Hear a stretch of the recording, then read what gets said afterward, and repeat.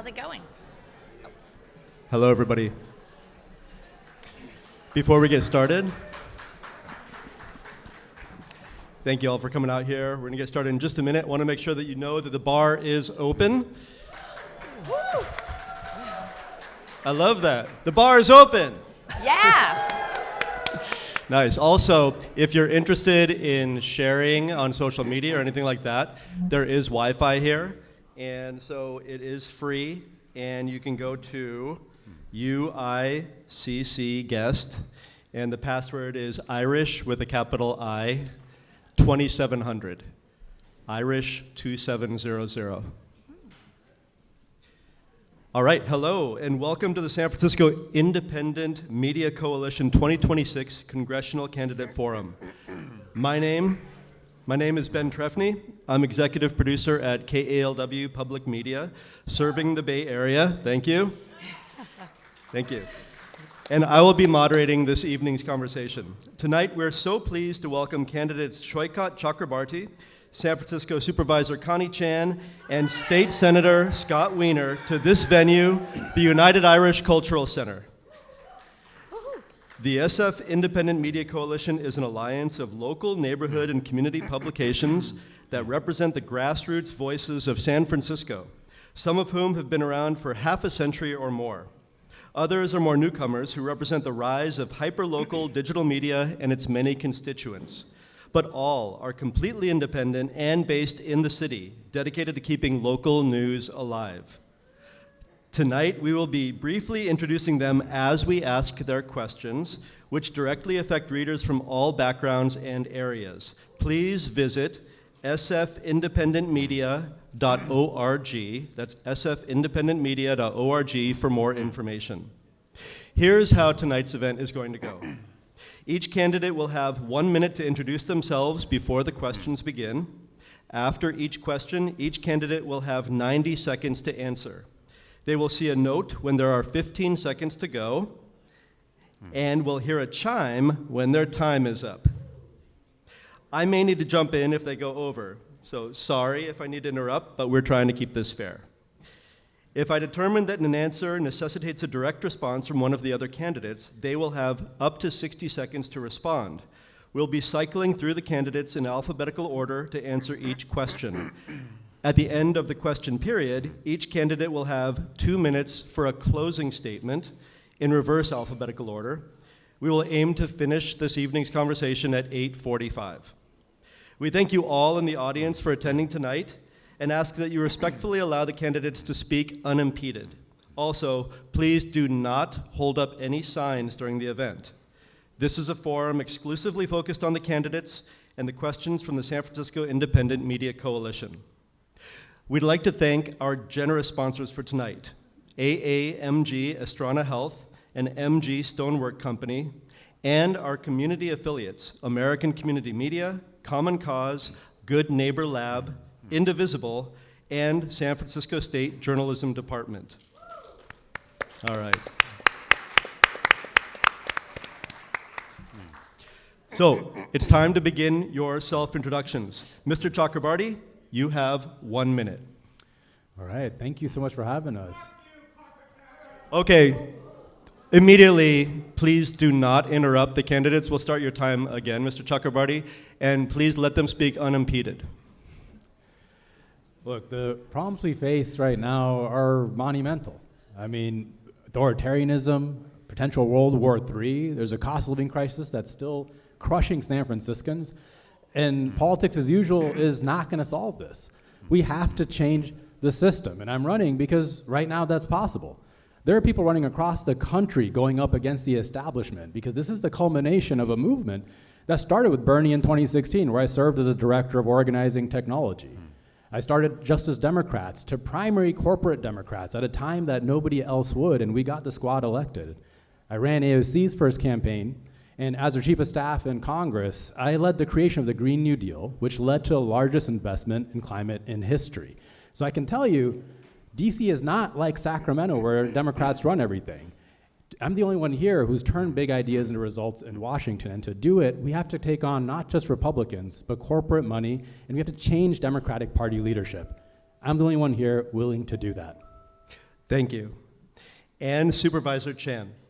Thank you. Just last week, as your Budget Committee Chair, we held a budget hearing demanding answer from Blue Shield when they deny cancer treatments to our retired firefighters and retirees. We demand answers to make sure that we have care for those who have contributed to our city.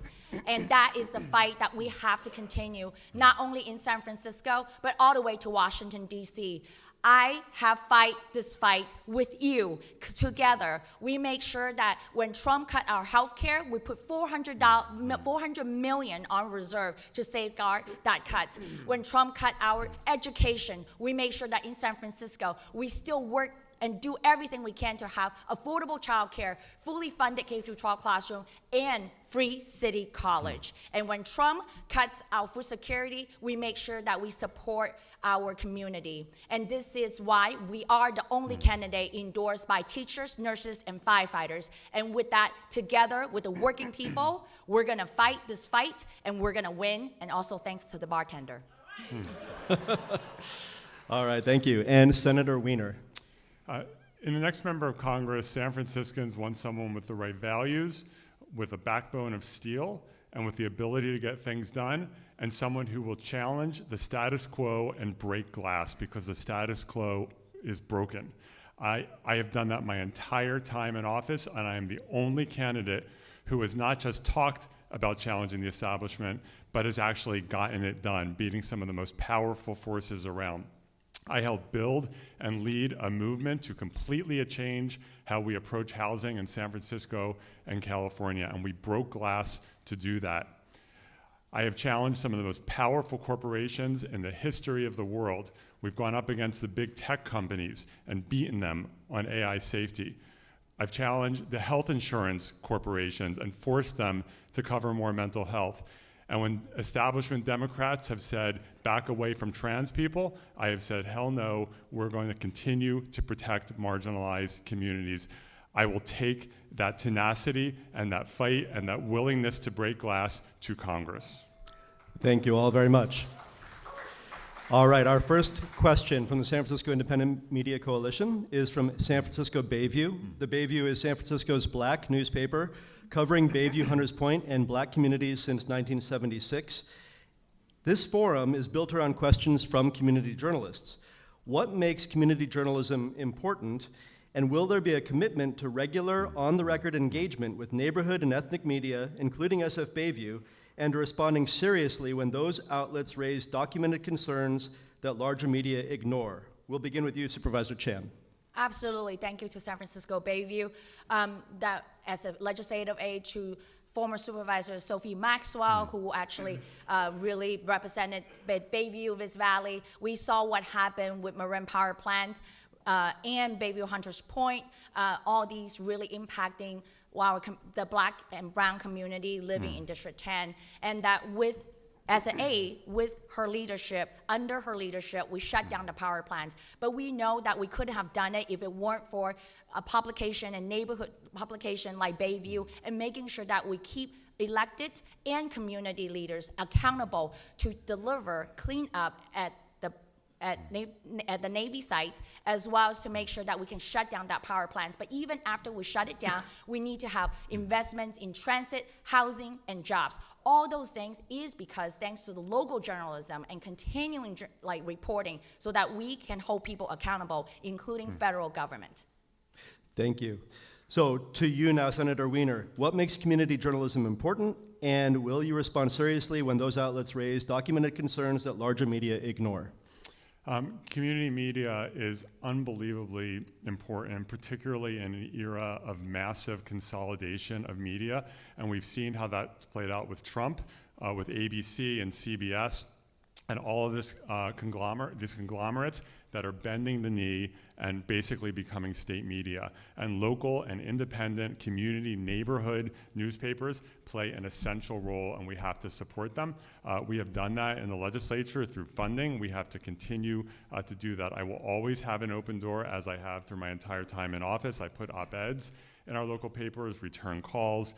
We will always be available. And in the Bayview in particular, this is a part of our city that has been neglected for far too long by our city government: disinvestment, contamination, the lack of a grocery store. I have taken the T all the way to the end many times, and it is shocking how long that takes. There are real issues that have not been adequately addressed, and local neighborhood-based media is an essential form of accountability.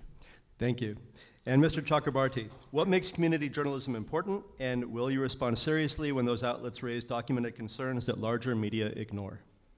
Community journalism is a vital part of how anybody gets informed of issues, because the community journalists are the ones who are on the ground actually seeing these issues. That's where breaking news breaks. And especially in a community like Bayview that's so often overlooked, community journalism is vital. So yes, I will absolutely be open and have on the record conversations with community journalists, as I have throughout this entire campaign. And in our campaign, we have made extreme efforts to make sure we're in the Bayview. We've done multiple town halls there. We have a massive outreach program in Bayview. I was just at Gumbo Social yesterday doing a neighborhood meet and greet there.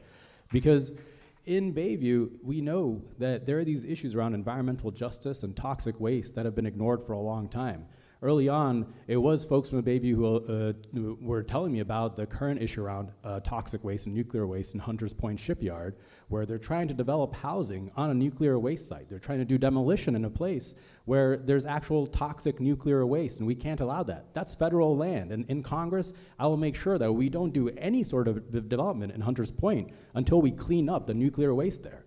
Also, when I worked in Congress previously, one of the major things I was proud that we got through from the Green New Deal into the Inflation Reduction Act was this idea of environmental justice, of places that have been redlined or that have been left behind, getting funds first. And because of those efforts, Bayview directly benefited. We had hundreds of thousands of dollars of grants that came into Bayview for clean air and clean water monitoring systems. So as a member of Congress, I will continue to hold regular town halls. I'll continue to talk to all community media, and I want to make sure that community media is fully funded, because it is an essential part of how anyone knows anything about this city. All right, thank you very much.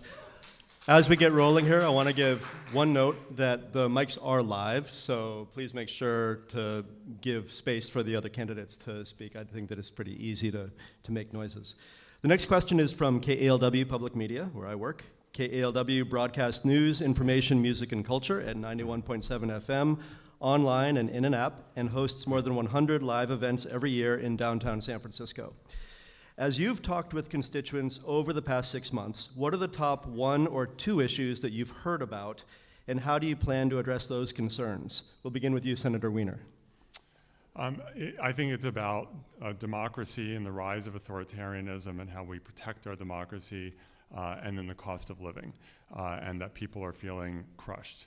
And the two go hand in hand, because when people lose faith in the ability of government to make their lives better, and when people feel like government has failed and their lives are getting worse and their kids' lives are going to be worse because we failed as a country, not just California, on housing, and people can't afford housing, because our healthcare system is fragmented and broken and people fall through the cracks, and medical bankruptcies are through the roof, and people have to decide, do I take my kid with asthma to the hospital and go into bankruptcy or risk my kid's life? When people can't afford transportation, then sometimes when they conclude that government has failed, they take risks and vote for authoritarians like Donald Trump. Grifters that come in and say, I'm going to solve everything, even though they're going to make things worse. And so people want us to protect democracy. We need a new Voting Rights Act to get rid of all the obstructions and make voting easier.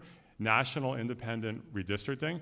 We need to abolish ICE, move it back, those functions back to DOJ, and make DOJ more independent of the president, so the Attorney General is not the personal attorney of the president.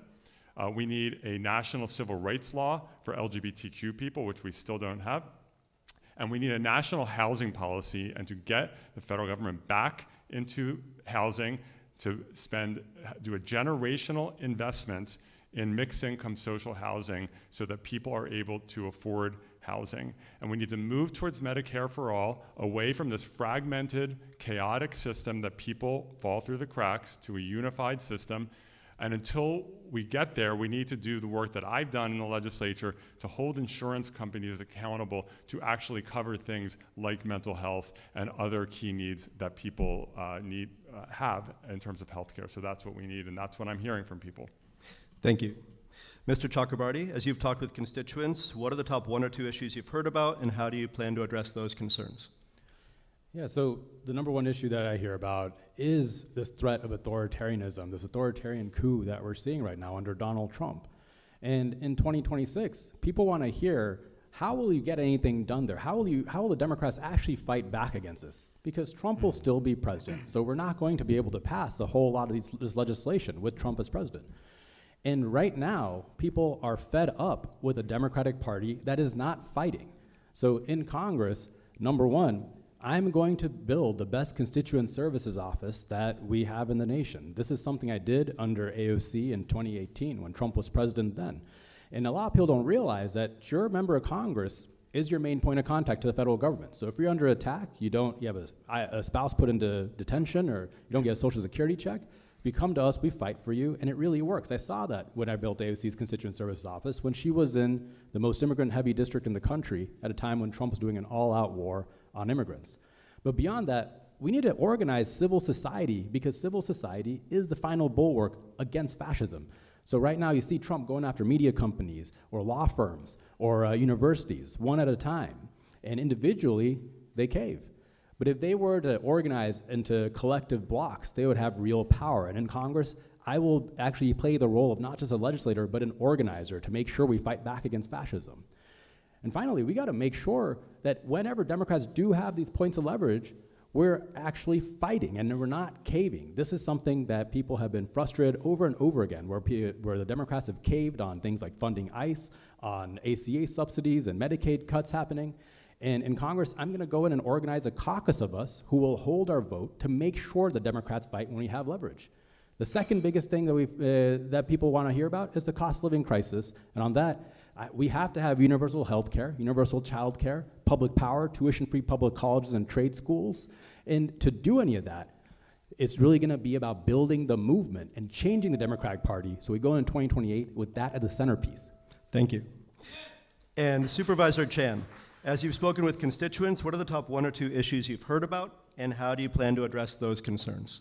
Well, this is why I love San Franciscans. We talk about everything from Great Highway to foreign policy. That's why I hear everywhere. But truly what I hear about is healthcare. The cost of healthcare is burdensome and it's difficult. It's difficult for family to have to choose grocery and medication. And absolutely, we're gonna reverse those Trump cuts to healthcare. We wanna push for Medicare for all. And I also hear people really worry about the immigration policy, seeing that Trump administration killing Americans on our streets, and we want to fight to affirm birthright citizenship, naturalized citizenship. We want to invest pathway to citizenship, and I also hear that people are really worried, and especially for small business, how tariffs have really caused such a difficulty for them to do business all around town and in San Francisco. And this is why we in Congress will rein in Donald Trump to make sure that his illegal tariff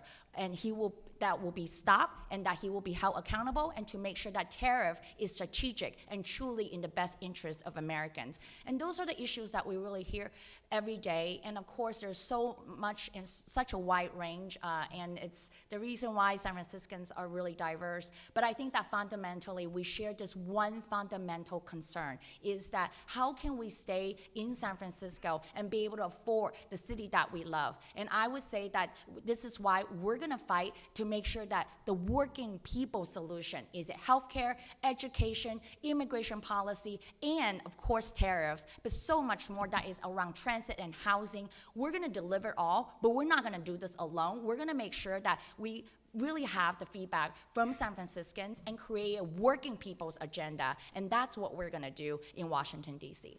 All right, thank you very much. Here's a question from The Frisk. The Frisk is an online publication that covers San Francisco's major civic issues and works for a more accountable, inclusive, and affordable city. Please describe one federal funding initiative you will pursue that can specifically help San Francisco, and tell us how you plan to pursue that. We'll begin with you, Mr. Chakrabarty. At the center of my housing plan is the plan to create a new federal financing entity that can directly finance and even build affordable housing. Now, to back up, I just want to say the status quo in housing has been completely broken, right? When I first moved out to San Francisco in 2009, my first apartment there was $500 a month. And that same place is $1,500 a month today. The status quo has failed us, and what we're doing at a local level is simply not working. So we have to have federal solutions. So my plan calls for bringing back this federal financing entity that existed before, called the Reconstruction Finance Corporation. We used this during the New Deal and the World War II era. It would have the power to provide low-cost construction loans to affordable housing, and if private markets won't build housing, it would have the power to spin off public developers to directly build them. It would even have the power to stockpile things like lumber and steel to control inflation costs in our housing construction industry. And of course, to do any of this, we also have to repeal the Faircloth Amendment. This is something that currently prevents us from building new social housing. When I was in Congress, I worked on the Green New Deal for public housing, which would have done exactly that. Now, the problem with doing any sort of social housing initiative in Congress is the barriers are not just legislative or plans. Right now, we have private interests that are profiting off of the broken status quo, and they have way too much influence in even the current Democratic Party. So if we want to pass real structural changes to get the cost of living, the cost of housing down, we have to break the corporate stranglehold on the Democratic Party. We have to change Democratic Party leadership, and we have to change what's politically possible in DC. That is something I have experience doing. We did on climate, where we managed to get Democrats from wanting to take no action on climate change to eventually passing the largest investment in climate in history. And that is what I'm going to do on housing, to make it politically possible for us to pass these big ideas to finally get the cost of housing down. Thank you. And then Supervisor Chan. Sorry. Supervisor Chan, Yeah. please describe one federal funding initiative you'll pursue that can specifically help San Francisco and how you plan to pursue it. There are a lot of things that I can think about right now. I know that Mr. Chakrabarty already talked about housing, but I want to talk about the investments for San Franciscans, specifically to protect our waterfront. There is about $13 billion that is in the congressional funding waiting for us to be able to push forward. It's from the Water Resource Development Act. $13 billion be able to help us invest in our waterfront to protect especially ferry building and the Embarcadero, and that is the things that we want to continue to do. We know that even on the west side, we face, again, a lot of infrastructure challenges, and so with that, it's a very similar approach that we already have, that $13 billion secure for the waterfront. On the east side, we want to continue to protect San Francisco to make sure that we can also invest on the west side as well, is what we have to continue to think about. San Francisco infrastructure has been very critical, but also old, and that San Franciscans alone cannot bear that burden to invest in our infrastructure. We see that in our stormwater treatment. We see that that's how our utility bills continue to go up. We do not even own our utilities grid. We want to purchase that from PG&E, but 5 years ago it was $2 billion, and we know this could be so much more, and even for a long-term strategy to maintain it. Again, so to make sure not just our waterfront infrastructure, we also want to invest in our power grid, in our municipal power, our public power. This also actually requires us to go and get federal funding and federal program and tweak the federal regulations so that we can truly have power and in our own hand, in our own jurisdiction in San Francisco. And all of those really for the long run is how I see the federal government should play a role supporting San Francisco. Thank you. And Senator Wiener, the same question to you. What is one federal funding initiative you'll pursue that can specifically help San Francisco? Well, housing is critical, and in my time in the legislature, we have completely changed how we do housing and also invested dramatically in affordable housing, and that has resulted in, because of legislative work and that I've done and funding we've provided. Excuse me, please don't interrupt. And we've, nearly 5,000 affordable homes have been built just in San Francisco, many more statewide. And so as part of my housing plan, we want to make a generational investment of $1.2 trillion over 10 years. paid for by reversing the bulk of the George W. Bush and Trump tax cuts for rich people and corporations, to build mixed income social housing, and also to pay cities $10,000 per home that actually gets built, so cities are also getting that funding. But the housing, of course, to be successful, has to be complemented by other things. We need more public transportation, and and it is a priority for me to increase federal investment, not just in capital, so we can get the train to downtown San Francisco and have more and better transit lines in San Francisco, but also to support operations. We've done a lot of work to prevent Muni and BART from collapsing, and that's important. We need the federal government to be involved. And then the families who are living in those homes and taking that public transportation or otherwise getting around the city needs access to childcare. And it is outrageous that there are people who have to pay 30 or 40% of their paycheck for childcare. We need a federal program, universal access to low-cost childcare, so that families do not have to decide, do I work or do I take care of my kid? People should be able to do both. Thank you. You three are doing a great job of staying on time. Thank you very much. All right, our next question comes from Indivisible. Indivisible is a progressive civic organization supporting informed democratic participation in San Francisco, and it acts as an affiliate supporter of the San Francisco Independent Media Coalition. First question for you, Supervisor Chan. How will you try to ensure the Democratic Party represents constituents and not just big donors? Making sure that we elect Democrats who will not be taking corporate PAC and PACs from oil companies, fossil fuel, pharmaceutical companies, and guns, and that is first step. And then to also make sure that we elect people who are not going to be bankrolled by billionaires, or that they make money from private equity funds, and that truly harms our community. We make sure that we elect people are for the working people, to make sure that they're not just say and to talk, but they do not have a record to show for. This is the reason why we are the only candidate endorsed by Working Families Party, endorsed by many, many working people in San Francisco, and because we say that we understand what it means to be a working mom, first-generation immigrants, and what it means that we have to pay our bills, and we cannot manage, even though we do our best, and one job should be enough, and yet we still cannot get by.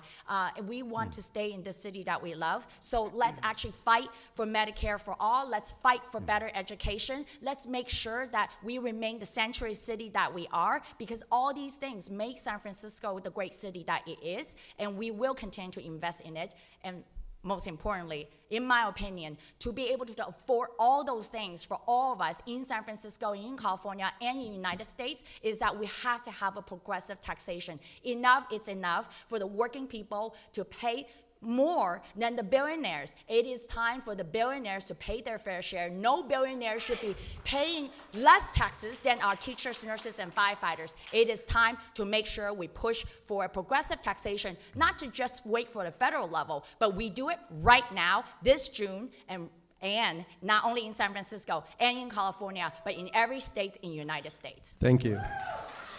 Senator Wiener, you're next. How will you try to ensure the Democratic Party represents constituents and not just big donors? Well, first of all, we need some significant ethics reform, and that means banning stock trading by members of Congress.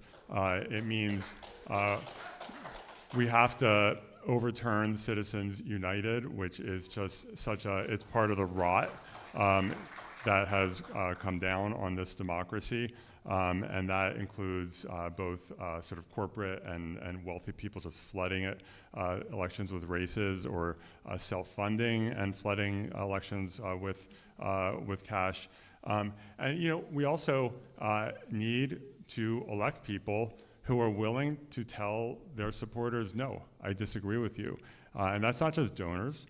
There are all sorts of ways that when you come into office, that you have to be able to say no and have disagreements. And I've done that, and I sometimes paid a hefty price politically or otherwise for doing it. I have people who used to support me financially who no longer do because of laws that I've passed to regulate particular industries. And you have to be willing to do that, and we need people in office who are willing to say, I'm here to serve the people, and I'm not going to just do whatever any supporter, financial or otherwise, wants me to do. You have to be able to disagree.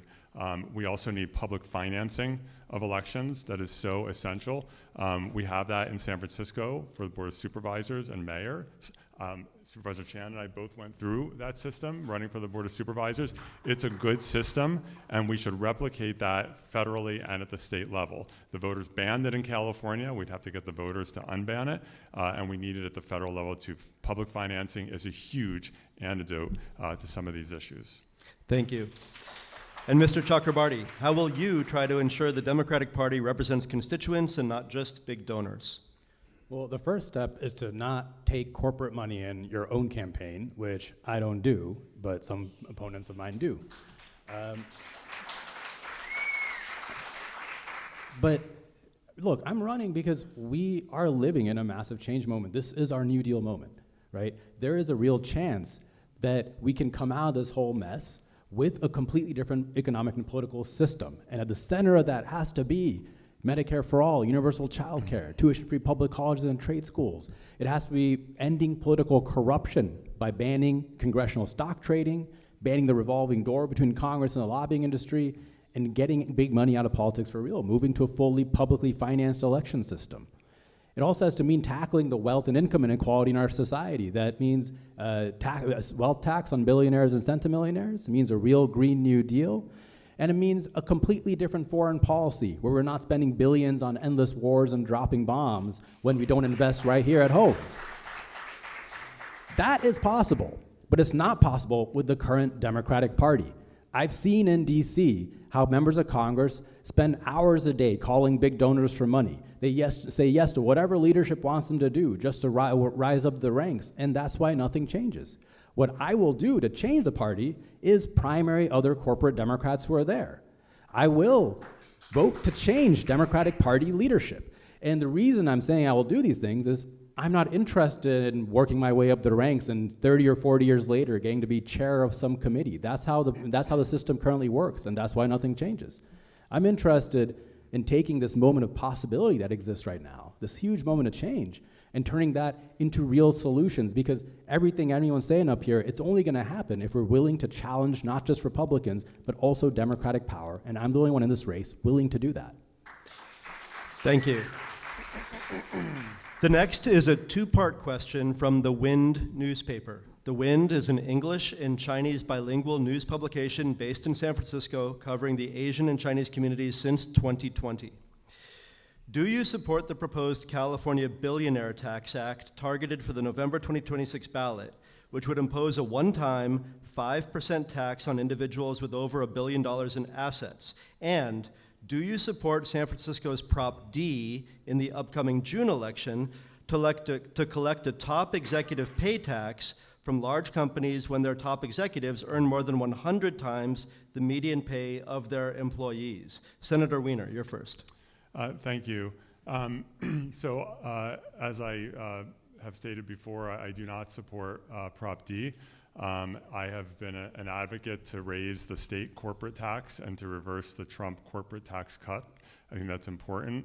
But downtown San Francisco has not even come close to recovering. Union Square has not come close to recovering. And in my view, now is not the time to do a major business tax increase just in San Francisco. And so that is my position on the billionaire tax. I have supported wealth taxes and income taxes on high earners, the ballot measure just a few years ago. That measure has not qualified for the ballot yet. I don't know if it will. I do have concerns about a one-time tax with a cliff at the end of it. We need stable tax revenue over time. That should be progressive taxation. It can be a wealth tax. It can be an increase in income taxes on high earners. And those are things that I support. A one-time tax with a cliff at the end is not stable taxation. Okay, thank you.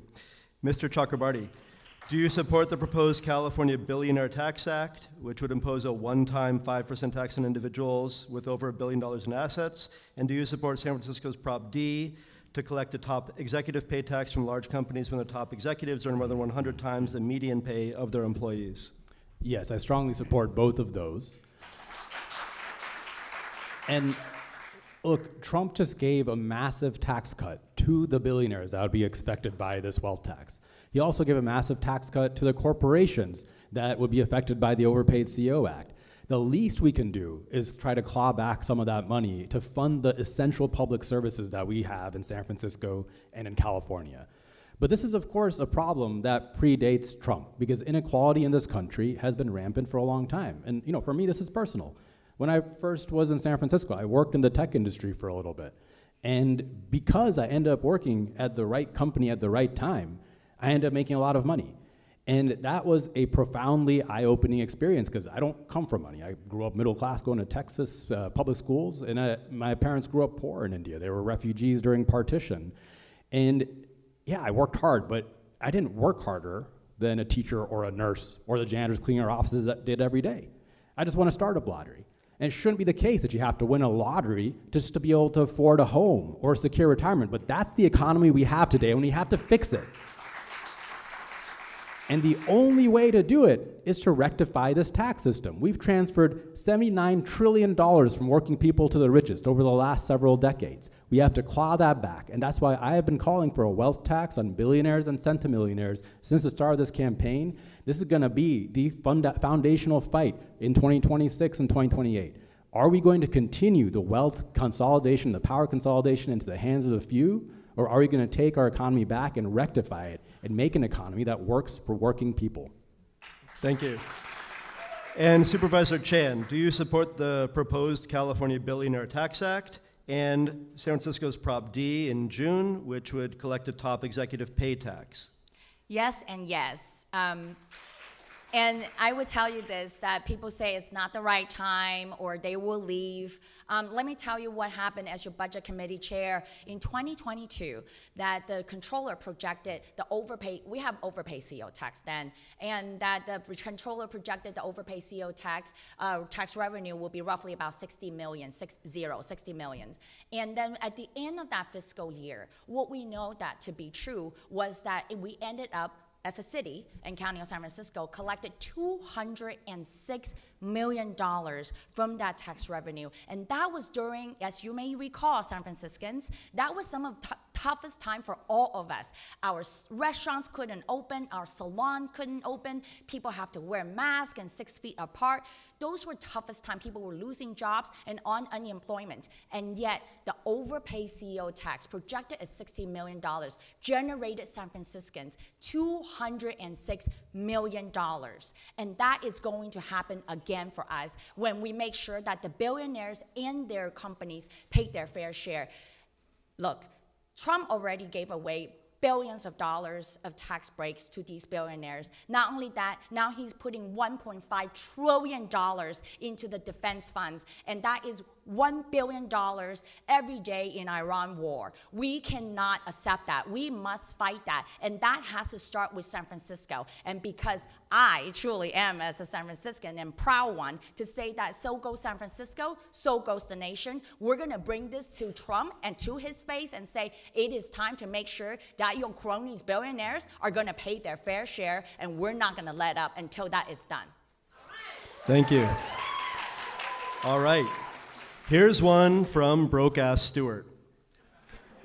Broke-Ass Stewart is an alternative culture and lifestyle site celebrating San Francisco's creative, budget-conscious spirit.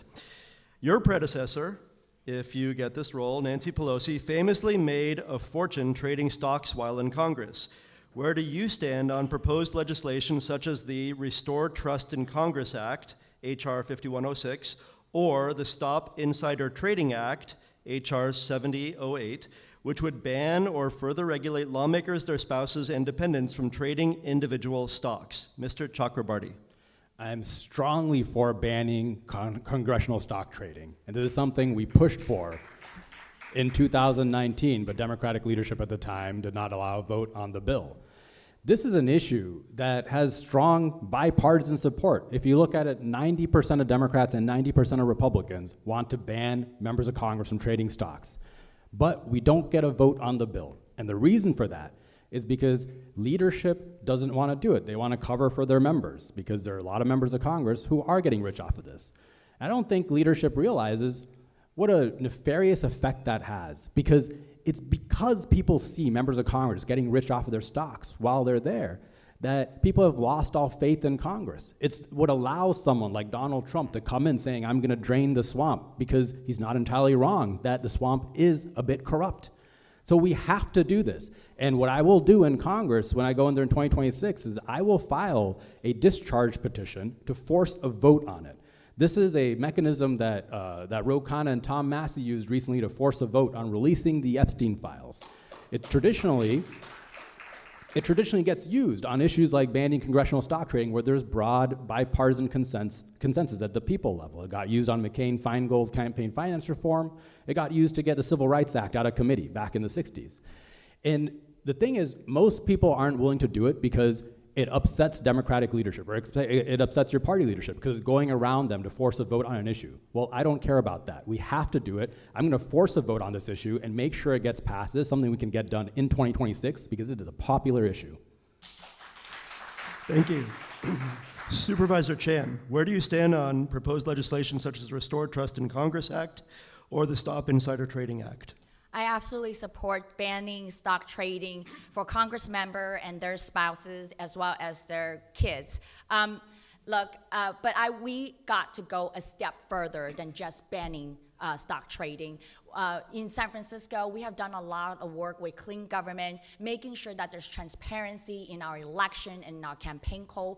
We need to do the same thing in federal level to make sure that, first of all, we need to know who's lobbying our Congress member. There is actually a law and a logs people track to say who's lobbying our elected official as well as our city department heads. We know that because of that log, and because of that records, that our SFO director was lobbied by Waymo more than 400 times last year. We now get to ask those questions. What were those conversations like? Similarly, that's what we need to do in a congressional level, that we need to make sure we know who's lobbying our congressional member and how is that associated with the way they vote. We also want to make sure that we can know who is donating to these super PAC. We want, in San Francisco, when you donate to these PAC, your name will be listed if you're donating more than $10,000. We want to know who's donating to these different super PACs so that we don't have dark money buying our election in a congressional level. We want to limit campaign contribution. We want to limit the contribution of those super PAC as well. This is a way, and San Francisco has been doing it. San Franciscans, you've been doing it. You limit your $500 of campaign contribution so that billionaires can only contribute $500 just as you do. And when they actually contribute to a PAC, you know who they are. You know what happened when the billionaires donated to Close Grade Highway. You know who they are because they are all listed. And the same way that we must demand that in Congress to make sure that we know who's influencing our lawmakers and that we can call them out. Thank you. And we are on the west side here, and we will have a question about the Great Highway shortly. But Senator Wiener, where do you stand on proposed legislation such as the Restore Trust in Congress Act or the Stop Insider Trading Act? As I said before, I fully support it. The stock trading by members of Congress should have been banned a long time ago. It absolutely undermines just confidence in Congress, and it should have happened a long time ago, and I fully support it. I will also say I don't trade stocks, and we will work hard to get it passed, even if it's not passed yet. I will abide by it as if it had been passed, but I don't trade stocks, so it's not going to be that hard for me to do that. I also, think that it is it goes beyond stock trading. One of the most common questions we talked before about what am I asked about on issues. That was one of the questions. One of the things that people ask me about, like, are you going to get rich when you go to Congress? Everyone in Congress is rich. And when you look at Congress in both houses, the average income is profoundly higher than Americans. And it's not just the salary of Congress, which is higher than the average. It goes well beyond that. There are so many wealthy people in Congress, and that detaches Congress from the day-to-day experiences of real people. It's not just about stock trading. It's about, we need to have people, not just rich people in Congress, but people in Congress who know what it means to pay bills, who know what it means to be like, okay, am I going to be able to pay my bills this month? How do I have to wait for my paycheck to be able to do it? We need people who understand what it means to just be a middle class or working class person and not to be living in the lap of luxury. And so there's a lot we need to restore confidence in Congress, and banning stock trading is definitely one of them. Thank you. Our next question is from Gazetteer SF. Gazetteer SF publishes original local news written by humans, and it delivers it directly to subscribers via email and text, bypassing algorithms. We've talked a little bit about housing, and this is about that. Mayor Lurie's family zoning or upzoning plan for San Francisco falls short of state-mandated housing goals for the city by 2031, according to the city controller. What are your thoughts on how to address this shortfall? Supervisor Chen. I voted against Mayor Lurie's family zoning plan really because the fact that it does not have any protection for our small business, it doesn't have protection for our tenants. It really creates a risk, a huge risk for San Francisco, particularly for us, for the West Side, frankly, that we fall into the risk of real estate speculation. But in the federal level, what we actually have to do is make sure that we have federal investments to build housing that people can afford, to create and provide rental subsidies. This is the reason why I will be in support of Senator Adam Schiff, who also has endorsed our campaign, his BOOM Act. And the BOOM Act is to provide all those things, the rental subsidies, making sure that we have federal grants to build housing, and to increase not just for low-income housing, but to also make sure that we build middle-income housing. It is what San Francisco needs at this moment, as we know that in San Francisco, if you even earn a six-digit, $100,000 annual income as an individual, that today is still considered as low income. That is insane. We know that we need to make sure that both low income and middle income, who are our teachers, nurses, firefighters, and hotel workers, our bartenders, can actually stay here in San Francisco and being able to afford it. And that is what federal government's role should be doing. Thank you. Senator Wiener, Mayor Lurie's family zoning plan for San Francisco falls short of state-mandated housing goals. What are your thoughts on how to address that? Sure. I support the mayor's family zoning plan, and San Francisco has to comply with the law and build the housing that we so desperately need. I agree that we need... Please. Sorry, go ahead. I agree that we need massive federal investment because we want people to be able to have homes. But in order for that investment in housing to mean anything, you have to have somewhere to actually build the housing. Otherwise, it's just theoretical. And that's the work that we've done to say that all cities need to be part of the solution, to build housing, to zone for housing, to have a real permitting process so it doesn't take 5 or 10 years for a project to get beaten into the ground and destroyed. And this is not just about housing, it's about real, live human beings who are being pushed out of this city and other cities.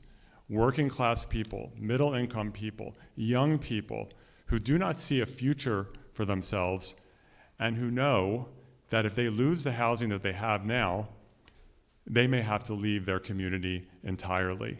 People who are forced into 2-hour commutes, which is horrible on many levels, including around climate change. People, we are fueling sprawl as developers build further and further and further out because they won't have to fight to be able to build the housing. We are absolutely harming ourselves when we don't have enough housing for people who need it. That's the work we've done to try to make it easier and faster to build homes. It's the work that the mayor has done with the family zoning plan. But Putting federal money in and then saying, well, we're not going to zone for the housing and we're going to make it hard for you to build it, that's called self-sabotage. We need housing. Thank you. And Mr. Chakrabarty, how do you address the shortfall in state-mandated housing goals in San Francisco? Yeah, if you look at where the shortfall is, a lot of it is the affordable housing mandates that we have from the state. And right now, we have about 70,000 units that have been permitted, already entitled to be built in San Francisco, that are simply not getting built because the financing's not there, because the cost of construction's gone too high. So I talked earlier about how we need a permanent federal financing agency. This is a whole organ of our government that we're missing. That if you look at other countries where they build out social housing, where they have affordable housing, they have a massive government-driven social housing program, and we simply are missing that. We also have to have real subsidies to prevent displacement. So that means doubling rental vouchers. That means federal support for tenants unions to make sure that as we're doing this housing development, we're not displacing our neighbors. And we also have to ban corporations like private equity and hedge funds from buying up tons of housing stock and driving costs up. Now, it's one thing to say we'll do all this. The question really is, how are we going to do all this? Because there are powerful interests that are in power in Congress to make sure nothing happens. I have met so many very experienced state legislators in DC. I met this guy from Tennessee who had managed to pass a bill as a Democrat in Tennessee to create free community college there. Really hard thing to do in a Republican government in Tennessee. But what had he gotten done in DC? Nothing. He had been waiting there, sitting, waiting to work his way up the ranks to eventually have some power on some committee someday. The only way we're going to get these structural changes done is in this moment where there is this appetite for change. We have to be willing to not just challenge Republicans, but also challenge the corporate Democrats who are standing in the way. So we go into 2028 with a big vision on housing to make sure this housing gets built. We have to change Democratic Party leadership. And that is what I will do in 2026. I'm going to go in there, I'm going to build the movement to make sure that we don't just have plans, but we have the political movement to get this done by 2028. Thank you. We now have a question from the San Francisco Public Press. The San Francisco Public Press is a nonprofit investigative newsroom producing deep dive reporting on housing, government, and public safety. Senator Wiener, the first one will be for you. State and federal regulation of artificial intelligence is important to our readers and listeners. What is your policy proposal for federal regulation of AI, independent of what the AI companies themselves are proposing?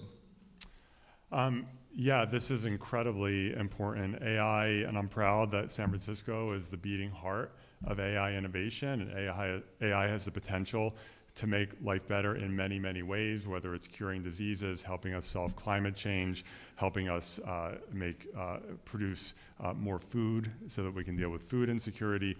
There are a lot of potential benefits, but it is powerful technology and there are risks, and we have to get ahead of those risks and not do what this country has often done, which is to ignore the risks. There's no federal data privacy law in 2026. There's no federal social media law, and we can't let that happen with AI. I have done this work in the legislature. It took me 2 years and a governor veto in between, but we got past AI safety legislation to address catastrophic risk. It was the leading law in the country. New York just replicated it. We need to take that work national. We need a federal law to deal with all sorts of deep fakes, to deal with misinformation, and of course to deal with workforce impacts. We should not just sit by as people we see massive job losses. We have to get ahead of that and make sure that we are understanding the risks and not just waiting for the bad things to happen. And so that's work that we have done in the California legislature. We have a coalition of state legislators around the country who work together, and there are more and more members of Congress who are willing to challenge the big tech companies, as I have done, and not just accept what they say, and to get these regulations in place to make sure that AI is serving humanity and not vice versa. Thank you. Mr. Chakrabarty, same question to you. What is your policy proposal for federal regulation of AI? So the regulations we're seeing right now are way too small for what we're facing. I mean, the regulation we have in California, it proposes $1 million fines per violation. That's what these AI companies are spending every 20 minutes. That's peanuts to them. This is not a question of regulation, but about control. Because with AI, we're seeing a technology that threatens to wipe out half of all of our jobs, threatening to wipe out humanity itself. And we're saying that a handful of CEOs should be able to make that decision for all of society? Why? That makes no sense. We have to control this technology so that it works for humanity instead of racing to replace it. That means that labor should have a say in how AI gets introduced into a workforce. If there's all these productivity gains from AI, that should mean shorter work weeks and higher wages for workers, not workers getting replaced. It should mean that we actually take control of these data centers and treat them like public utilities. I believe data centers will be to the 21st century what electricity was to the 20th century. And the way we get there is at some point, this investment bubble around AI might burst, and these companies are going to come to the government asking for a bailout. In that case, we shouldn't bail them out, but buy them out for pennies on the dollar, turn them into mission-driven, not-for-profit corporations, and then use AI to do the good stuff, like curing cancer, and not the bad stuff, like profit-driven slop feeds.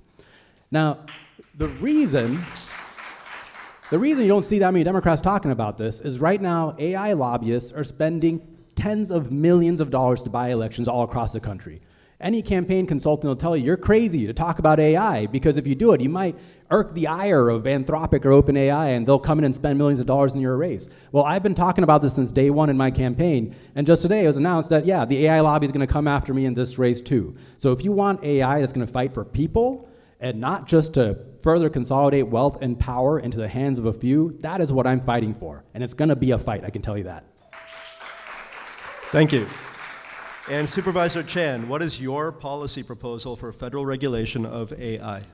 There are two principles to regulate AI. One is safety, to making sure that this technology is actually safe for all of us, for all the consumer. And the second principle should be that it does not take away jobs from workers. It's simple as that. And then from that on, based on these two principles, that we create a federal framework to allow, again, the similar approach that I will always have is to make sure that the federal government creates a framework to allow local control and local input. And similarly, we create a federal framework to regulate things like, telehealth or AI in our healthcare system, or AI in ChatGPT in our education system, or AI that is impacting our entertainment industries, impacting our performers and artists. These should be regulation that is very specific to the industry, where the federal government provides a framework.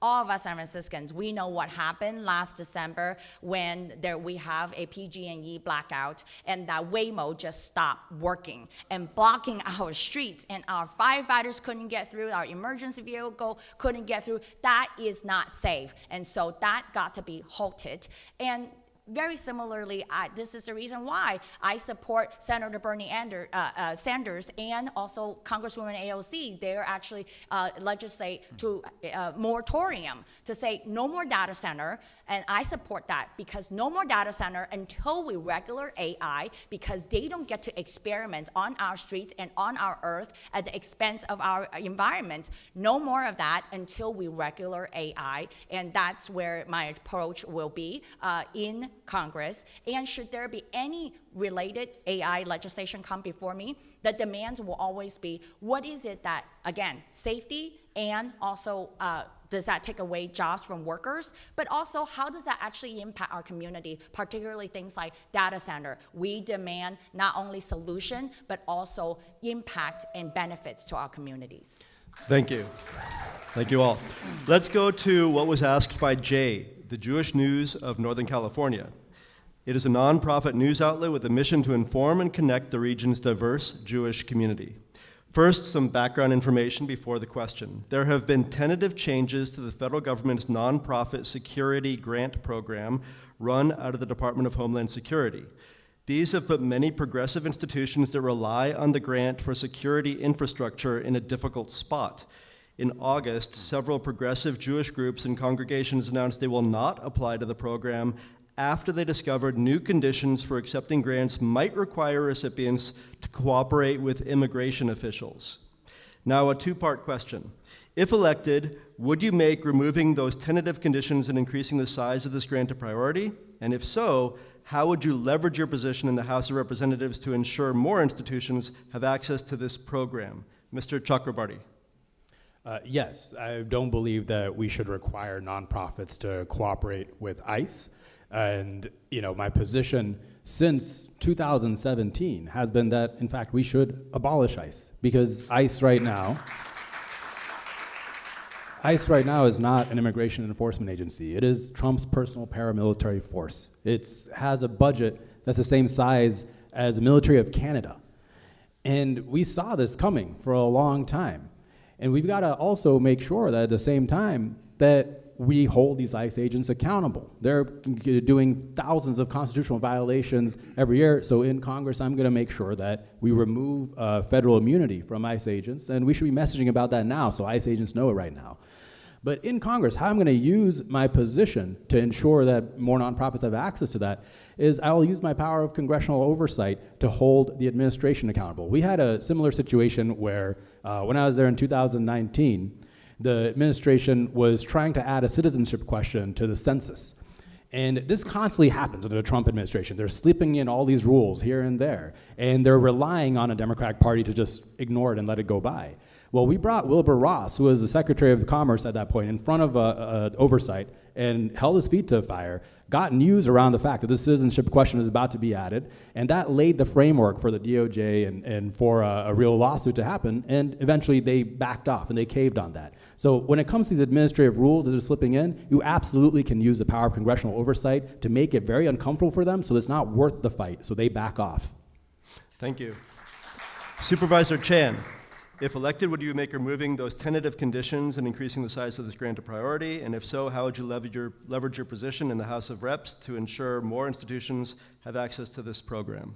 Not only that I would support the removal of these conditions, there's actually additional conditions that the Trump administration has put forward for Californians especially, and definitely for San Francisco. That is including DEI conditions. They remove a lot of grants and not saying that we do not qualify because of that. They withhold funding for health care when any institution providing gender-affirming care and reproductive care. These are the conditions that the Trump administration actually has put on many entities and local jurisdiction as a restriction and a condition for them in order for us to receive the federal grant of any kind, and absolutely will fight against any of these restricting conditions so that we could have equitable health care. We can make sure that we remain a sanctuary city, that we provide all the necessary services for the people that deserves in California, in San Francisco, frankly, across the nation.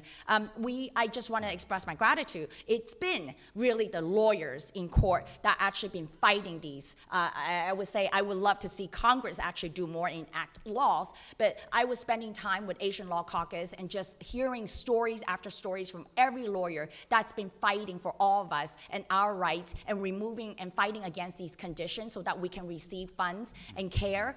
And that is not enough, what I heard, because how hard they've been fighting in court. Thanks to our Attorney General, Rob Bonta, our City Attorney, David Chu, they all have filed different kinds of lawsuits, so much more than they did in 2020 when Trump first won, or 2016 when Trump won. And so I know that this is a moment that Congress needs to stand up, have the power of oversight, and also exercise its power for appropriation bills. It is time for us to come through those appropriation bills to remove these conditions. It is the job of Congress, and we must do it now. Thank you. And Senator Wiener, if elected, would you make removing the tentative conditions and increasing the size of the nonprofit security grant program a priority? And if so, how would you leverage your position in the House of Representatives? Yeah, those conditions are an abomination to a very important program, and expanding the nonprofit security grant program at the federal level will be a high priority for me. It is actually way too small. I helped create California's nonprofit security grant program. We created it, and then we have grown it over time. And when you compare California's to the federal government, it's embarrassing for the federal government how small it is. But stepping back about why this is important, it is a very sad sign of our times. that community institutions are being targeted. And the reason that I was involved in creating nonprofit security grant program and growing it is that it was the top budget priority every year for our legislative Jewish caucus. Because if you've been to certain synagogues recently, you have to go through sometimes a metal detector to get in. There are mosques that are targeted, LGBT nonprofits that are targeted, Latino organizations that are targeted. And it is tragic that we need the government to step in to help community organizations protect themselves with physical or other kinds of security. But that is where we are, and it is essential that that program be strong and very well funded. Every year, my office, we reach out to community institutions to make sure people know that the grant period is opening. You can apply for it. I will do that in Congress as well. And we need that to be a strong program and not burdened by horrific conditions like the ones that Trump is putting on them. Thank you. All right, here is a question from Mission Local. Mission Local, I'm scooping around here, is a nonprofit news publication currently covering San Francisco's Mission neighborhood with in-depth local reporting and investigations, and they are expanding. So the question is, one of you will be San Francisco's next congressional representative, most likely. Where is congressional Democratic leadership failing now, and what would you do differently? Supervisor Chan, question is to you first. Thank you. I would say that it seems we are not using every tools in our toolbox for the Democratic Party and the Democrats in Congress. I think that slowly but surely they're picking it up, that the pace of to try to figure out, is it the hearing, is it discharge motion, is it figure out pro forma session, all kinds of different tools that we're now waking up to say we need to actually do everything. We can't just pick one strategy. All of us have to do all of it. And I also think that what is happening is that even among the Democratic Party, for some time now, is to say that there is the squad and to exclude certain Democrats. And we should recognize that every Democrat, different spectrums of politics, progressive, and however in every state, we together collectively is a strategy. We should allow all spectrum, and that there should be no judgment how people using different strategy to get things done. I appreciate my colleagues on the board, especially my progressive colleagues on the board, who actually have very different strategy, be it the former Supervisor Dean Preston and now Supervisor Sherman Walton and Supervisor Cheyenne Chen. We all have different approach and different ideas, and the way that we create leverage to negotiate and deliver for San Franciscans is the way that I believe that Democratic Party today should be doing, that to be able to accept each other, to say, East Coast and West Coast just have different strategy and different approach, but we're all going to come together when we're in Washington, D.C., and recognizing that we need to utilize all these different tools and everybody in different committee. I reject the idea that you can only be a committee chair to be actually functioning or effective. You can be everywhere in any committee, be effective, as long as you show up and be a voice and be a vote. And I believe that should be every Democrat, their attitude in approaching and delivering for the people. Thank you. Senator Wiener, where is congressional Democratic leadership failing now, and what would you do differently?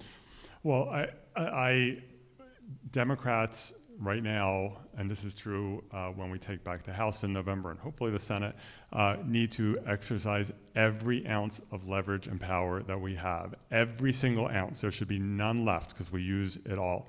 And so when Senate Democrats on several occasions ended up providing the votes to get to 60 votes on various reopening the government, et cetera, kinds of votes, that was not okay. And that must not happen. Democrats need to use the leverage we have. It is not as much leverage as I would like, but we have leverage and we need to use it. In addition, going back longer than just the last year or so, for years and years and years, although Democrats have done some very, very good things, like the expanded child tax credit, which immediately lifted millions of children out of poverty before it went away, the Inflation Reduction Act, the CHIPS Act, there have been good things that have happened. Democrats in Congress need to do so much more on housing, and I want to commend Elizabeth Warren, who's partnering with Tim Scott in a bipartisan way to advance strong housing legislation. We need more of that. We need to be moving aggressively towards Medicare for all, and until we get there, doing things like replicate the law that I passed in California to force insurance companies to cover way more mental health and addiction treatment.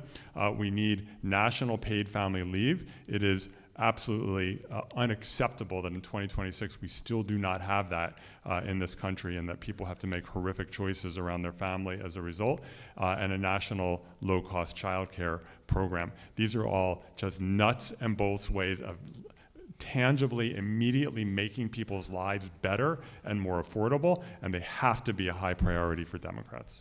Thank you. Mr. Chakrabarty, where is congressional Democratic leadership failing now, and what would you do differently? Congressional Democratic leadership is completely failing to fight.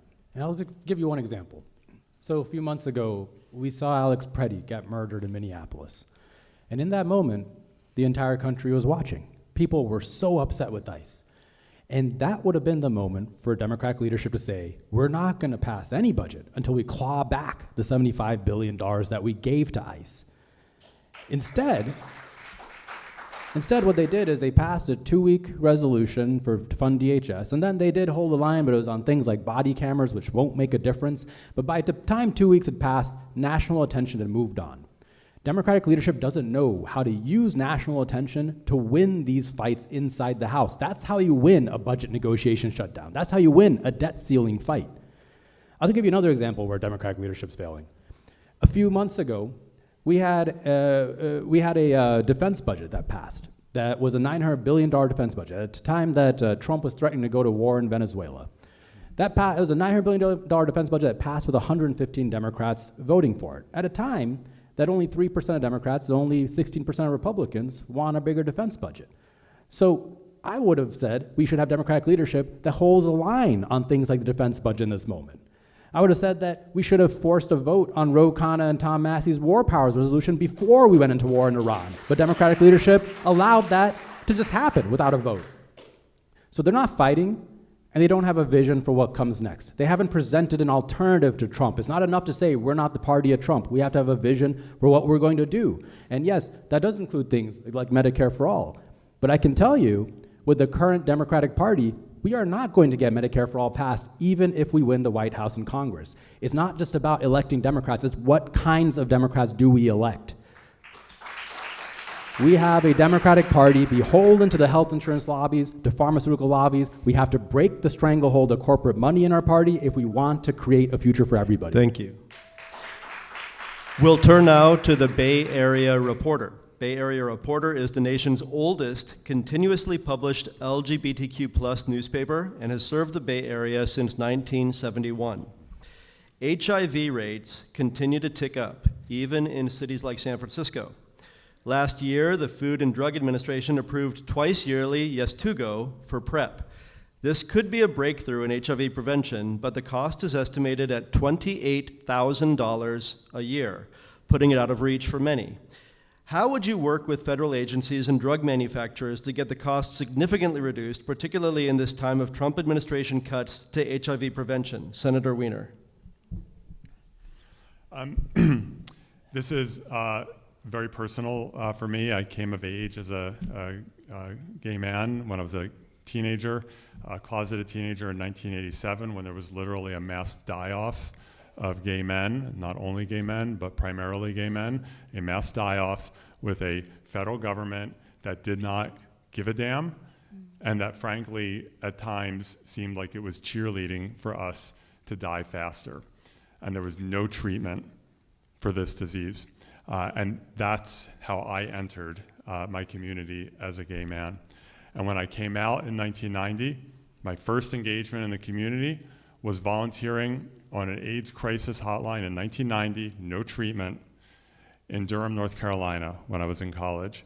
And I took the calls from people who just found out that they had become positive, or from parents of a child who had become positive, and the people sobbing. And we as a community were on the brink, and this community rallied, particularly in San Francisco, but nationally and around the world, and we saved this community. And because of life-saving drugs, HIV converted from a death sentence for many to a manageable long-term chronic illness. And we have to continue to work to collapse infection rates. I have worked in San Francisco to put together plans over time to reduce infection rates and to make sure everyone has access, and PrEP is essential. I was the first elected official in the country to announce in 2014 that I'd take PrEP. We need to expand access. Insurance companies must be required to cover it, and we need Medicare and all government programs to be able to negotiate with pharmaceutical manufacturers to get that cost down. No one should be denied access to any form of PrEP, period, end of story. Thank you. Mr. Chakrabarty, how would you work with federal agencies and drug manufacturers to get the cost of Yeztugo for PrEP significantly reduced, particularly in this time of cuts to HIV prevention at the federal level? Yeah, thank you for that question, and I do want to say thank you for that story, Senator Wiener. That's very touching. And you know, when we were in Congress, we saw the same issue with oral PrEP. At that time, the Gilead had the monopoly on oral PrEP, and it was, you know, a drug that could prevent HIV/AIDS, but because of that monopoly, it was out of reach for too many people. And at that time, there was a massive movement to try to create generic PrEP. And so we worked with that movement. And part of what we did to be a part of that movement was we held a congressional oversight hearing, brought the CEO of Gilead in front of Congress, and made the case that oral PrEP should actually be owned by the public because it's created through public research. So the people should have the patents for this. Now that pressure is part of what forced Gilead to eventually create generic PrEP years before their patents expired. We have to do the same thing on injectable PrEP today because this is a drug that could completely eliminate HIV and AIDS, but it costs close to $30,000 a year. It's out of reach for the vast majority of people. So in Congress, I'm going to do the same thing. I'm going to bring the CEO of Gilead back in front of Congress in an oversight hearing, and I'm going to make the case for why we should have generic injectable PrEP. But then we have to go beyond that to actually having the government directly manufacture these generics because we can. That's how we make this drug and all drugs permanently affordable. Now, that's something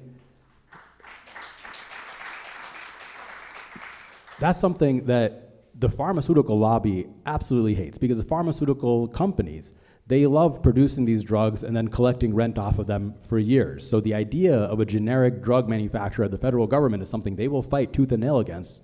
And the way they fight is by pouring in millions of dollars in campaign contributions to members of Congress to be able to buy their vote. That's why I don't take any pharma lobby money, so I'm going to be free to fight them in Congress. Thank you. And Supervisor Chan, how would you work with federal agencies and drug manufacturers to get this cost significantly reduced, particularly in a time of cuts to HIV prevention?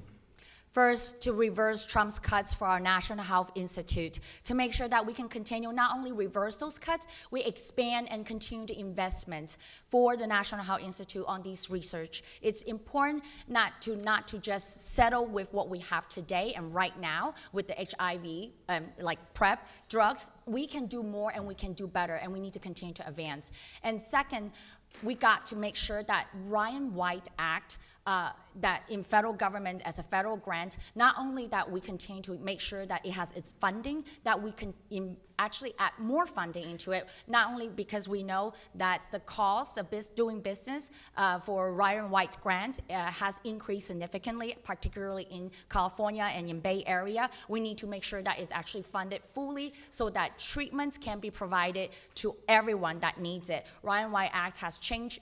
The Trump administration has changed its funding formula to only allow people to be funded where they reside, which we know that it's very limited access for a lot of people who are outside the San Francisco Bay Area to be able to receive the treatments. So we absolutely need to reverse that Trump funding formula and continue to fund Ryan White's Act. I think that ultimately, at the end of the day, it is Medicare for all to make sure that for right now, if we as we continue to build that towards Medicare for all. Today, what we can do is to affirm Medicare coverage to include the PrEP and everything, all the treatments that is necessary for HIV and AIDS patients. We need to affirm and allow Medicare to directly negotiate with pharmaceutical companies to lower drug prices. And of course, we've got to continue to expand that care and making sure that it's not just the care, but also location of care, because truly, San Francisco is great. We have that access, but I think that it needs to be everywhere, even outside the Bay Area. Thank you. The next question is from El Tecolote. El Tecolote is a bilingual newspaper serving San Francisco's Latino community since 1970. Senator Alex Padilla has announced his push for renewing immigration provisions of the Immigration Act of 1929. This would update the existing registry statute of the Immigration and Nationality Act in several ways. It would adjust the registry date to meet current circumstances so that an immigrant may qualify to apply for lawful permanent resident status if they've lived in the U.S. continuously for at least 7 years before filing an application, they do not have a criminal record, and they meet all other current eligibility requirements to receive a green card. Would you commit to supporting this effort and making it a top campaign objective, and why? Mr. Chakrabarty. Yes, I would support that, and I've actually been calling for the years to be reduced to a 5-year time period that you've been in the country before you can apply. And look, I believe that we have to completely change the conversation on immigration. I mean, when my parents came to this country back in the 1970s, my dad got here with literally $8 in his pocket. The way he got here was back then, we were a country that had just had decades of wages going up. We had just put a man on the moon. We had built the interstate highway system. We were such an optimistic nation that we were begging immigrants to come.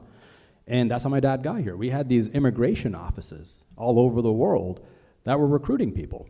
A friend of my dad's took him to one of these offices in Calcutta where the staffer pitched him on the American dream, if you can believe that, right? Got him to apply for a visa right there on the spot. And then a couple years later, he got it. It was so much easier to come to this country. And that is how we need to be treating immigration today. We need to welcome immigrants in this country. And that means supporting legislation like Senator Padilla's. It means creating a clear pathway to citizenship as well for any undocumented immigrants who have been here, who satisfy those same criteria. And ultimately, it's gonna mean creating an economy that's optimistic again. You know, there's a reason why we were able to have that sort of welcoming mentality. It was also because during that time, people's lives were getting better. We were optimistic about the future of our country. And that's ultimately what these next 2 and 4 years are gonna be about. It's not enough just to defeat Trump. When we take power back, are we going to create a country where everybody's lives are getting better, where we go back to welcoming immigrants? And that is also how we expand social justice, is how we include people. We have to have a positive vision of a growing economy that is inclusive of all to defeat MAGA. We can't compromise with them. We have to have a new vision and win on that. Thank you. Supervisor Chan, would you commit to supporting Senator Alex Padilla's announced push for renewing immigration provisions of the Immigration Act of 1929 and make it a top campaign objective, and why? Yes, recently Bay Area Council, a business-focused organization, had a report about more than 2 million immigrants are living in the Bay Area, in San Francisco Bay Area, and out of which about 500,000 are undocumented immigrants. But collectively, if we know that Trump administration deport that 500,000 undocumented immigrants, what it means for the Bay Area is that we will lose $67 billion of GDP. We will lose $8.4 billion of tax revenue. And that is how immigrants been contributing to San Francisco Bay Area and to the state of California to make it the 4th largest economy in the world. And that is immigrant. And we got to support the immigrant community. We see what they have done, we have done and contributed. Me as a 1st-generation immigrant, born in Hong Kong, came to San Francisco's Chinatown with my single mom and a younger brother. I am so grateful to be in San Francisco and to see how immigrants together collectively have built San Francisco. And we not only that I support Senator Padilla's legislation and committed to pledge as a campaign pledge, but also a commitment to see it through, we got to see that just last week that ACLU was in Supreme Court arguing for birthright citizenship. We have to affirm birthright citizenship. We have to affirm naturalized citizenship, because just about 3 months ago, Trump is going after those even with naturalized citizenship. We know it to be true that there are 15% population across the nation that actually are undocumented, but they can become citizens, but they just don't have the legal means to do so. This is why San Francisco is great. We actually invest in legal defense funds. We need to do that in the federal level to make sure that we have pathway to citizenship. Thank you. And Senator Wiener, would you commit to supporting Senator Padilla's effort and making it a top campaign objective, and why? Yes, and it's critically important. We need to be very clear that immigrants make our country better and stronger, and always have.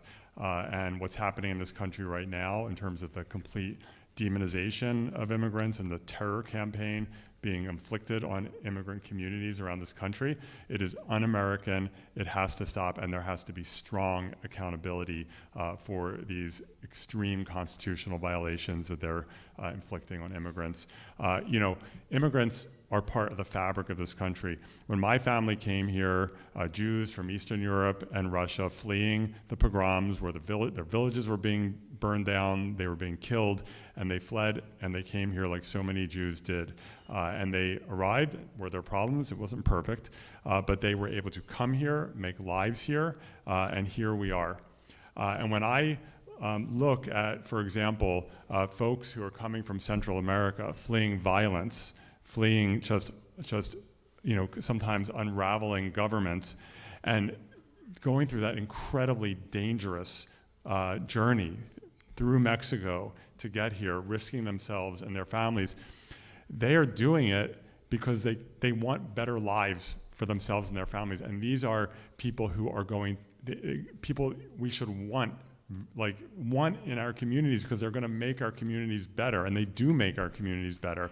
And so it breaks my heart to see the terror that's being inflicted. So we need a pathway to citizenship. The Padilla bill is great. There are others too, and DACA is part of that. It's just horrific that there's still no pathway for the DACA recipients, but it needs to go way beyond DACA. We need to have a path to citizenship. It's not good enough to say, do it the legal way. There is no legal way. We need to create a legal way. Thank you. We have 2 questions left before the final statements from the candidates. This is the San Francisco Independent Media Congressional Candidate Forum, and we are talking with candidates Shoykat Chakrabarty, San Francisco Supervisor Connie Chan, and State Senator Scott Wiener. This question is more regional, and it is from the Richmond Review and Sunset Beacon. These are neighborhood newspapers providing local news and community coverage for more than 3 decades. A key issue here on San Francisco's west side is the ultimate use of the Upper Great Highway. The roadway was closed to traffic during the pandemic, alternated in use for cars on weekdays and pedestrians on weekends as a compromise soon thereafter, and then closed to automobile traffic after a citywide vote. Do you support keeping the roadway closed to cars every day, as it is now? Support the compromise, open to cars during the week, then closed to allow recreation on the weekends? Or support allowing cars on the road every day, as it used to be? Supervisor Chan, how do you feel about that? I have a lot of feelings about that. But look, I think that for the West Side residents, actually San Franciscans know where I stand. I am always about a compromise. Mayor Art Atnos has taught me this and mentored me this, and say when it's civil rights, you go for the bloke, and you have your backbone, and you don't back down, and you fight till the end for civil rights. But when it comes to everything else, learn to find a way that actually deliver for the working people, and find a solution, and find a compromise. And that is really how I see Great Highway. Great Highway shouldn't be a divisive issue for the West Side and for the city if only if elected leaders actually have the backbone to come up with a solution and work hard to make sure that we solve the problem first before we just went to the ballot and just close it out, like just close it. Because it's ignoring the West Side and the needs of those that needs to go to school, go to like drive their kids to school and like go to work and so much more. And without addressing traffic, without addressing lights, there's so much that we could have done and should have done before we do that. And that a compromise is good because it could have been a just transition through that process. If the ultimate vision is to say we need to be a, greener future, better environment, and get people out of their car and not drive, then invest in public transit. That is a direct solution to that problem. Closing a road does not give us that solution. What it does is it ends up dividing our communities. It is our job as elected to problem solve and provide a solution, and it is not our job to actually divide the communities. And then here we are, we end in a space that go round and around instead of having a government that actually listens to the people and deliver the solution that actually works both for the West Side and the East Side. Thank you. Senator Wiener, do you support keeping the Upper Great Highway closed to cars every day, supporting the compromise, or supporting allowing cars back on the road every day? I support the continued existence of Sunset Dunes, which is now the third most popular park in the city of San Francisco. And in terms of listening to voters, we of course should, and the voters spoke and passed Prop K. And I supported Prop K. I know a lot of people, including on the West Side, who did not. And I've had many, many conversations, and I very much respect people's opposition to it. But ultimately, that is what I believe, and it's been a successful park, and I don't want to take that away. And I will also say that this is not the first time that we've gone through issues like this. When I first moved to San Francisco, it was shortly after the complete meltdown fight about the Embarcadero freeway, whether to rebuild it or remove it. We chose to remove it, and thank God we now have the waterfront back.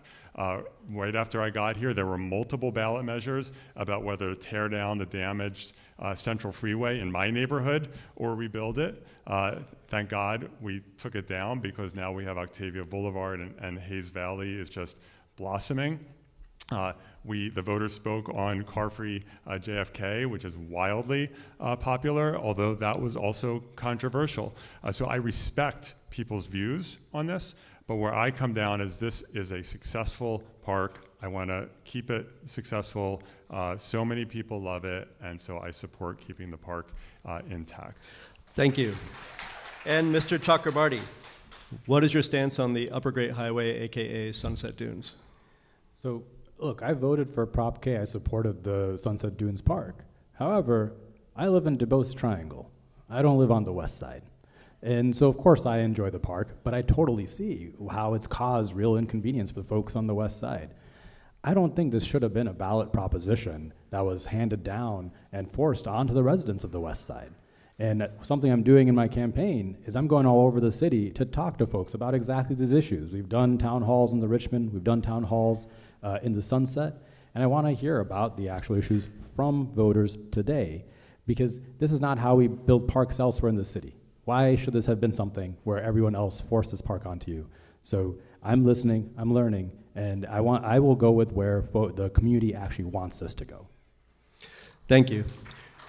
All right, before final comments, we have one final question, and this comes from multiple outlets. And this is, what sorts of unique challenges and opportunities do you see filling a seat that such a prominent congressperson, Nancy Pelosi, held? We will start with you, Senator Wiener. And I apologize, can you just repeat that question? What sorts of unique challenges and opportunities do you see filling a seat that Nancy Pelosi held? Okay. There are challenges and opportunities. Nancy Pelosi is an absolute icon who moved mountains for our country and for San Franciscans. And I think a lot of times, unless you're really paying close attention, it's hard to even come up with the whole list I've asked for the list, actually, of everything she delivered for San Francisco. I've never quite seen it. I know it's very extensive, whether it's making sure that saving Obamacare and making sure that it actually exists, whether it is massive climate action, in so many ways, and she has delivered for San Francisco. The Presidio would not exist without her, Chrissy Field, et cetera. Those are big heels to fill, and there will never be another Nancy Pelosi. But in following in Nancy Pelosi's, following her in Congress, I will chart my own path, as I have always done. When I got to City Hall, I had never been working at the Board of Supervisors before. I had never set foot in the state capitol when I started running for the state Senate.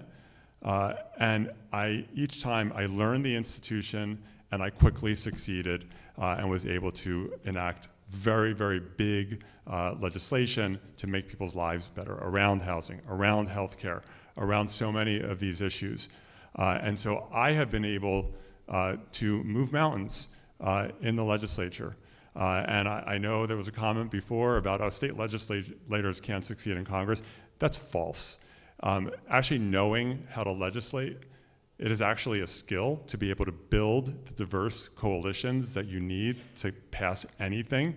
You can't just come in and by fiat say, this is what we're doing. You have to know how to work with people, build coalitions to move mountains. I have done that, and I will do that in Congress. Thank you. Mr. Chakrabarty, what sorts of Nancy Pelosi? Former Speaker Pelosi, especially when she first got elected to a seat, really changed the politics around a whole host of issues, especially on the HIV/AIDS epidemic that was going on at the time, where the country wasn't taking it seriously. But she went there and she fought and she pushed the bounds of what was possible and used that to get money back into this district to really affect what was going on, the total crisis that was happening in San Francisco. And that's following in the legacy of what this city has always been. I mean, this is the city that unionized the West through a strike that the longshoremen did back in 1934. This is the city that was the home of the anti-war protests, of the gay rights movement, of the disability rights movement. And I believe that right now, we are facing a dire break in our country. Things can't get much worse. And the role of San Francisco in this moment is to fight to fix what the country is getting wrong, to push the bounds of what's possible again. That is what I will go to do and what I hope to succeed in doing. It's not enough to go to DC and just join the system there and try to work our way up the ranks. It's not enough to go there and try to build some coalitions.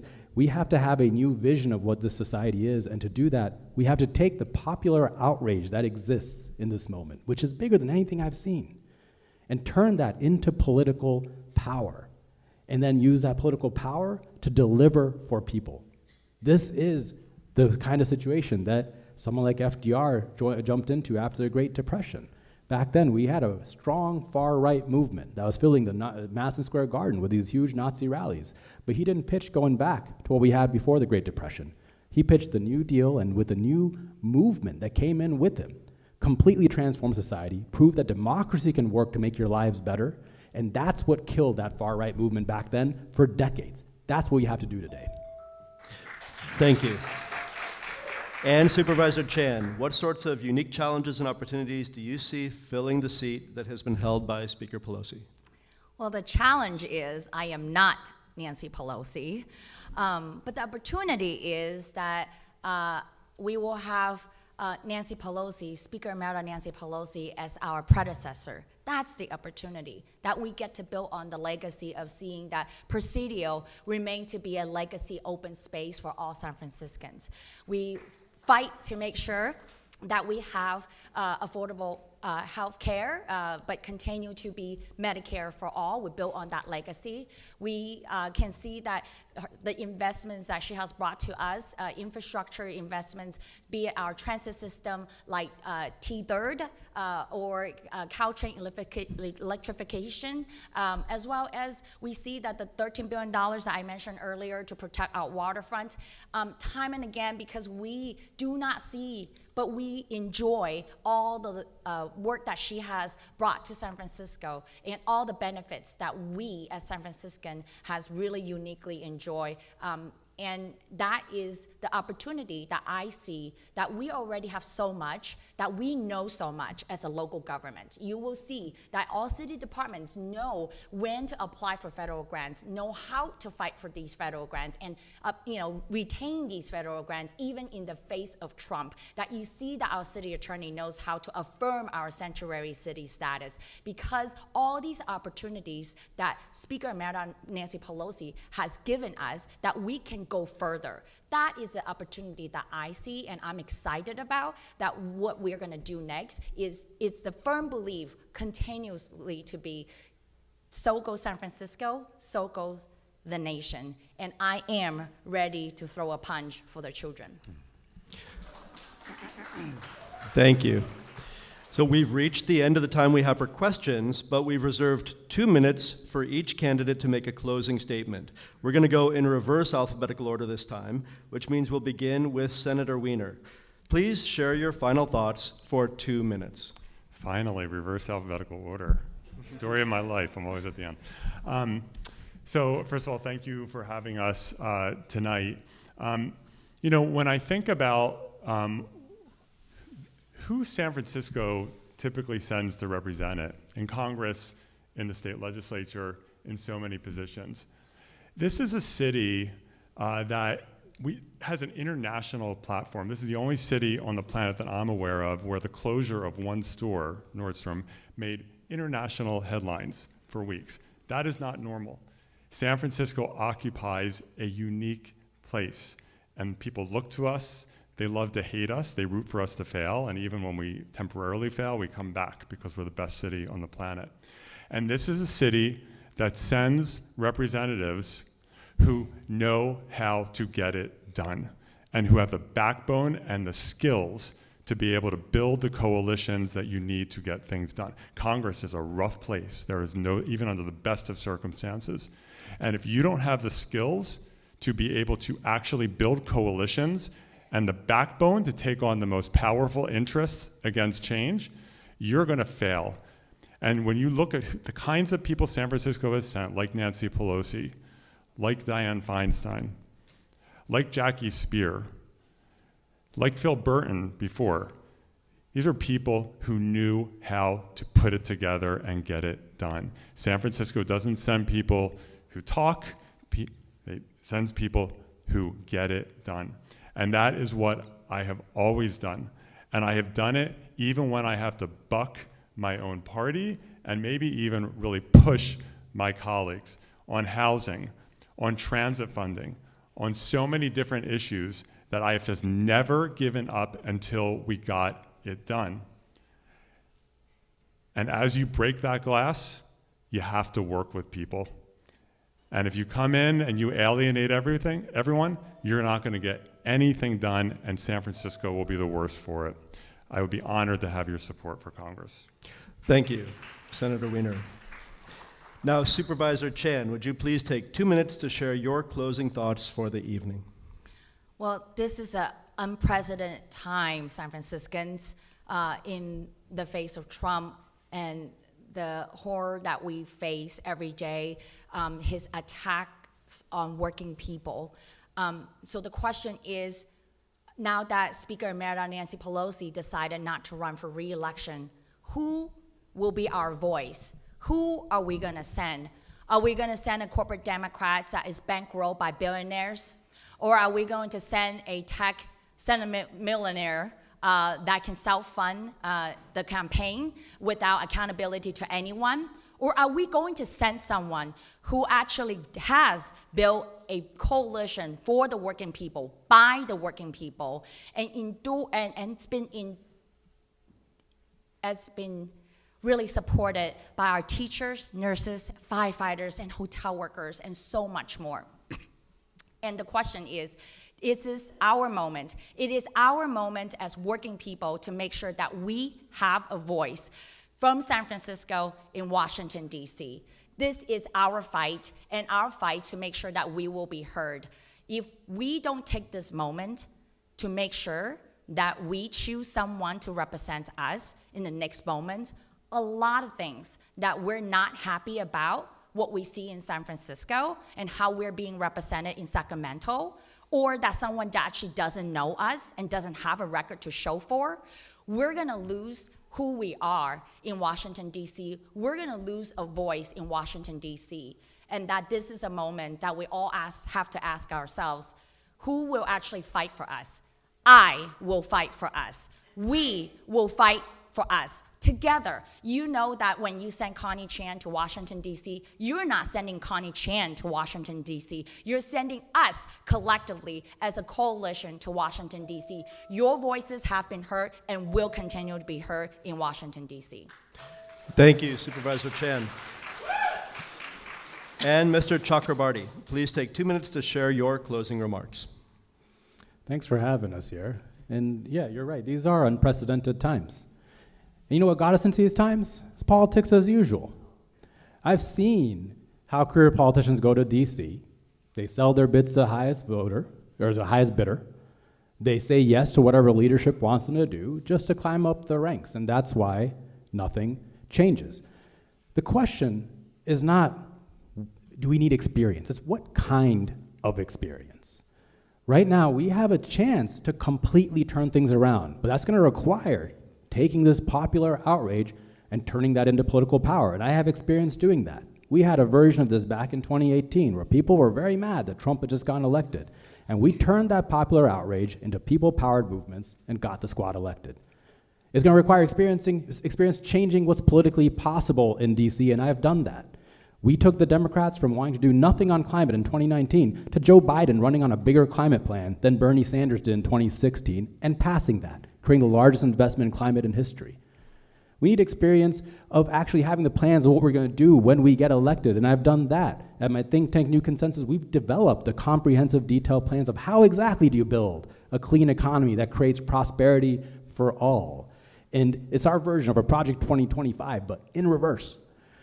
Now, the biggest thing we need in this moment to get any of this done is a movement bigger than we've seen, and that's happening right now. We are in a massive change moment. Zoran just won in New York. There are candidates running across the country who are stepping up to challenge this establishment, and I'm organizing with them to build a team of us who will go to DC, break the stranglehold of corporate money in our party, change Democratic Party leadership, and get to work building a society that works for all, because we can do that.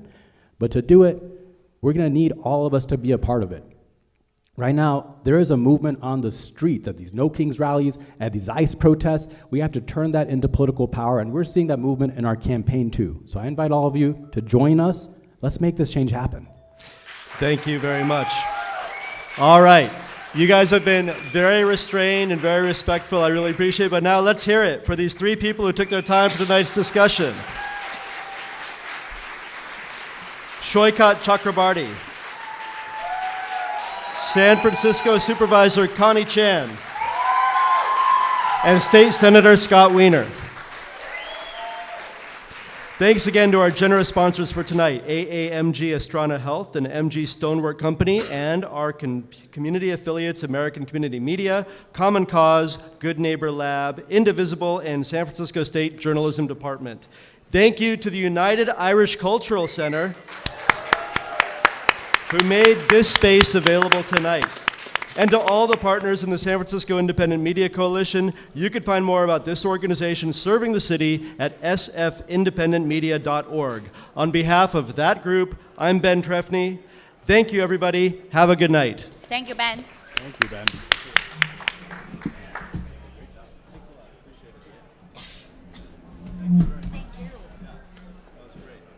Hey, can I do a quick little rock star selfie there? You're gonna have to like.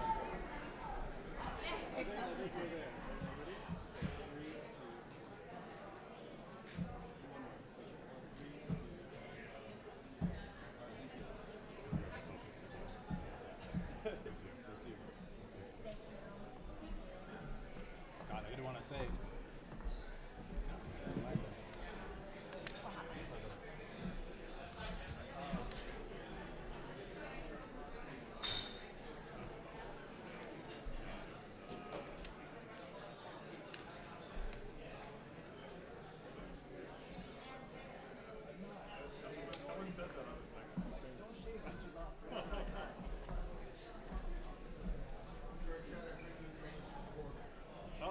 How's it going?